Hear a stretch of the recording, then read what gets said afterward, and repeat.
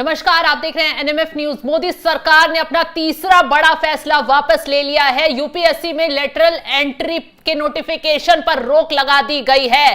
तो विपक्ष के विरोध के बीच मोदी सरकार ने यह फैसला वापस ले लिया है। तो अभिषेक, जिस तरीके से कांग्रेस लगातार लेटरल एंट्री का विरोध कर रही थी, आरोप लगा रही थी कि मोदी सरकार ऐसा करके आरक्षण खत्म करना चाहती है, क्योंकि लेटरल एंट्री से यूपीएससी की परीक्षा नहीं देगा कैंडिडेट और डायरेक्ट उसको रिक्रूट किया जाएगा, उसको डायरेक्ट भर्ती किया जाएगा। तो ऐसे में कांग्रेस वो दिन भूल गई जब ये कानून उसी के राज में लाया गया था, 1970 में लाया गया था। उसके तहत ना सिर्फ मनमोहन सिंह बल्कि सैम पित्रोदा, तमाम बड़े नाम हैं जिनको उसका फायदा पहुंचाया गया। और अब जब मोदी सरकार यही फैसला आगे बढ़ा रही थी तो कांग्रेस ने विरोध करना शुरू कर दिया, आरक्षण का मुद्दा फिर से बीच में अड़ा दिया। आखिर कांग्रेस चाहती क्या है? देखिए, कांग्रेस का तो नहीं पता क्या चाहती है, लेकिन ये समझ नहीं आ रहा कि बीजेपी क्या चाहती है। 4 जून में नतीजे आए, सरकार बनी 9 तारीख को। उसके बाद सरकार बनी हुई 3 महीने नहीं हुए, लेकिन ये सरकार 3 बड़े बिल वापस ले चुकी है। तो क्या समझिए दबाव की स्थिति है? क्या सहयोगियों का दबाव है? क्योंकि वो लोग भी इस पर लगातार विरोध कर रहे थे। मुझे नहीं लगता कि राहुल गांधी जिस तरीके से वो अपना नैरेटिव या एजेंडा चला रहे हैं उसकी वजह से लिया है।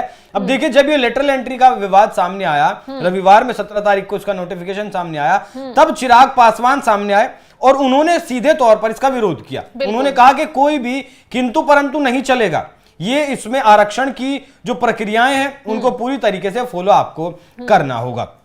उसके बाद जेडीयू भी उनके साथ आ गई। हालांकि चंद्रबाबू नायडू का इस पर कोई स्टैंड नहीं रहा, चंद्रबाबू नायडू की तरफ से कोई बयान नहीं आया, लेकिन बिहार के 2 अहम साथी, अगर आप चिराग पासवान और नीतीश कुमार की अगर बात करें, अगर वो विरोध में थे तो जाहिर सी बात है कि जीतन राम मांझी भी पीछे नहीं रहेंगे। भले ही एक सांसद है, लेकिन पीछे वो रह सकते हैं। आप समझिए, पहले ब्रॉडकास्टिंग बिल वापस लिया गया।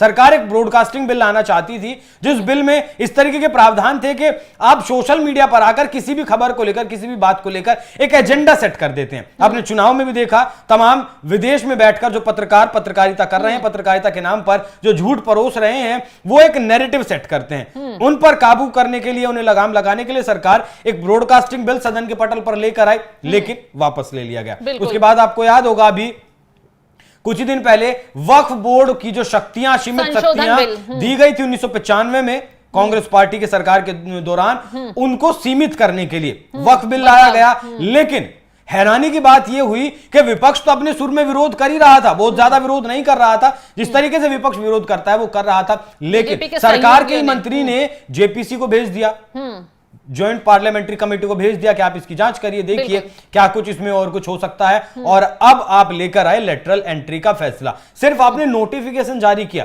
सिर्फ आपने एक विज्ञापन जारी किया, जिस तरीके से 2005 में हुआ मनमोहन सरकार में, आपने बताया भी 1970 में, 1970 से जिस तरीके से होता आया, वीरप्पा मोइली ने इसका आधार तय किया था। हालांकि उन्होंने इसकी सिफारिश कभी नहीं की, आधार तैयार कर सरकार को जरूर दिया था। तो मोदी सरकार बैकफुट पर क्यों आई है?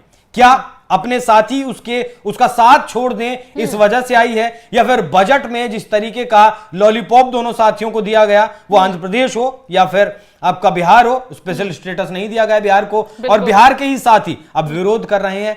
तो मोदी सरकार अपने आप को कमजोर खुद दिखाने की कोशिश कर रही है, और सरकार जब खुद को कमजोर दिखा रही है तो जाहिर सी बात है शबनम कि आपका जो विरोधी है वो आपके ऊपर ज्यादा हमलावर होगा। एक बार में छोटा अभिषेक, ऐसे तो सरकार चलना भी मुश्किल हो जाएगा, क्योंकि सरकार कोई भी बड़े फैसले नहीं ले पा रही है, संसद में बिल रुक जाते हैं, और कोई भी बड़ा फैसला लिया जाता है तो अपने सहयोगी दल ही अड़चन पैदा कर देते हैं। सरकार तो वैसे भी नहीं चलेगी शबनम, उस पर भी मैं आऊंगा, लेकिन पहले आप समझ लीजिए कि लेटरल एंट्री आखिर होता क्या है। लेटरल एंट्री कांग्रेस सरकार में पहली बार इस एंट्री का जिक्र किया गया, आधार बनाया गया वीरप्पा मोइली के द्वारा। प्रशासनिक सुधार आयोग ने भी इसका समर्थन किया था, जो मतलब यूपीएससी है, उन्होंने इसका समर्थन किया था। साल 2018 में मोदी सरकार ने, अब देखिए 14 में मोदी आया, 18 में सरकार ने इसकी औपचारिक शुरुआत की। लेटरल एंट्री का मतलब निजी क्षेत्र के विशेषज्ञों की सीधी भर्ती से, इसके माध्यम से केंद्र सरकार के मंत्रालयों में संयुक्त सचिवों, निदेशकों और उप सचिवों के पदों की भर्ती की जाती है। यह अवधारणा सबसे पहले कांग्रेस के नेतृत्व वाली सरकार के दौरान पेश की गई थी। 2005 में वीरप्पा मोइली की अध्यक्षता में बने दूसरे प्रशासनिक सुधार आयोग ने इसका समर्थन किया था। अब मतलब इसका शबनम सीधा सा मतलब यह है कि आपका सरकारी फील्ड हो या फिर आपका प्राइवेट प्राइवेट फील्ड हो, संघ लोक सेवा जो जिसे यूपीएससी के नाम से भी हम जानते हैं, उसमें जो 45 पदों पर भर्ती होनी थी, उसके लिए सरकार चाहती थी कि जिन पदों पर भर्ती होनी है उनके विशेषज्ञों को उन पर बिठाया जाए, बिल्कुल, ना कि कांग्रेस पार्टी की तरह, जिस तरह कांग्रेस पार्टी ने अपने पिट्ठू बिठाए थे या फिर अपने जो उनके चाटुकार नेता थे उन लोगों को बिठा दिया था, जिन लोगों से वो चाहती थी जैसा काम चाहे वैसा वो करवा सके, ऐसे लोगों को बिठाया था। नहीं, ये सरकार विशेषज्ञों को बिठाना चाहती थी, लेकिन इसका विरोध हुआ, राहुल गांधी ने भी। अब इस बिल के वापस होने का सारा श्रेय पूरा विपक्ष राहुल गांधी को देगा, कांग्रेस पार्टी खुद राहुल गांधी को इसका श्रेय देगी। हालांकि अंदर की जो बात है वो यही है कि राहुल गांधी नहीं बल्कि भीतर ही जो भीतरघात हो रहा है उसकी वजह से। अब आपने कही सरकार चलने वाली बात, कि सरकार चल भी पाएगी या नहीं चल पाएगी, तो मुझे ऐसा लगता है शबनम कि ये सरकार 5 साल पूरे नहीं कर पाएगी। जब 4 जून में नतीजे आए थे, सरकार 9 तारीख में बन गई थी, तब हमें लग रहा था कि शायद दोनों साथियों को साध लिया गया है और ज्यादा कैबिनेट में जगह भी नहीं दी गई है, तो मुझे लगता था कि सब कुछ सही है। लेकिन अब जिस तरीके से फैसले वापस लिए जा रहे हैं उस तरीके से अब लगता है। और एक चीज और मैं आपको बता दूं कि लोकसभा के लिहाज से, आंध्र प्रदेश की अगर बात करूं, लोकसभा के लिहाज से चंद्रबाबू नायडू आपके लिए बहुत जरूरी है, और राज्यसभा के हिसाब से जगन मोहन रेड्डी आपके लिए बहुत जरूरी है, क्योंकि जगन मोहन, आंध्र प्रदेश के लिहाज से जगन मोहन रेड्डी के पास बहुमत राज्यसभा में है और लोकसभा में चंद्रबाबू नायडू के पास आपका समर्थन है। भीतरघात पार्टी में चल ही रहा है। उत्तर प्रदेश की लड़ाई अब शांत हुई है, नहीं हुई है, या फिर दिखाई जा रही है। उत्तराखंड में भी ऐसी चीजें चल रही हैं। दिल्ली में सब कुछ ठीक है या नहीं है शबनम, तो बहुत सारी चीजें इस वक्त खिचड़ी पकी हुई है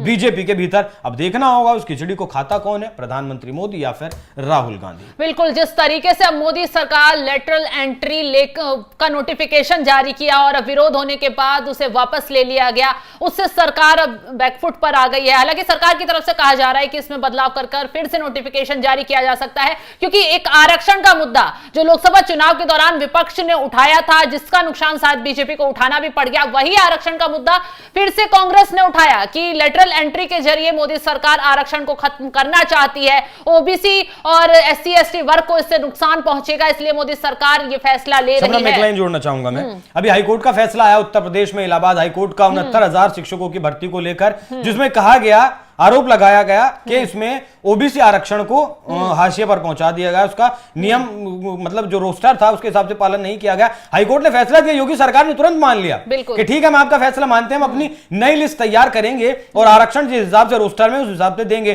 तो ये सरकार, पहली बात तो ये समझ लीजिए कि आरक्षण की विरोधी नहीं है। और एक सवाल मेरा बीजेपी से भी है कि क्या आप इतने कमजोर हो गए हैं कि लोकसभा चुनाव के दौरान आप इस आरक्षण के नैरेटिव को नहीं तोड़ पाए थे, नहीं ध्वस्त कर पाए थे, नतीजा 303 से 240 पर आप पहुंच गए, और सिर्फ अब एक यूपीएससी के बारे में सिर्फ 45 पदों को लेकर जिस लिहाज से यह भ्रम फैलाया जा रहा है कि आरक्षण के खिलाफ मोदी सरकार है, उस भ्रम को आप तोड़ने की बजाय अपना फैसला वापस ले लेते हैं। यह आपके लिए आने वाले वक्त में घातक साबित होने वाला है। बिल्कुल, जिस तरीके से अब लेटरल एंट्री पर फैसला वापस ले लिया गया है और जल्द ही मोदी सरकार, अब कहा जा रहा है कि कोई बड़ा ऐलान भी कर सकती है, क्योंकि विचार विमर्श किया जा रहा है और पीएम मोदी के भी इस मुद्दे पर राय सामने आई है। जिस मंत्री ने इस नोटिफिकेशन पर रोक लगाई, यूपीएससी को नोटिफिकेशन भेजा रोक लगाने का, उनका बयान सामने आया है कि सभी समन्वय बिठाकर आगे का फैसला किया जाएगा।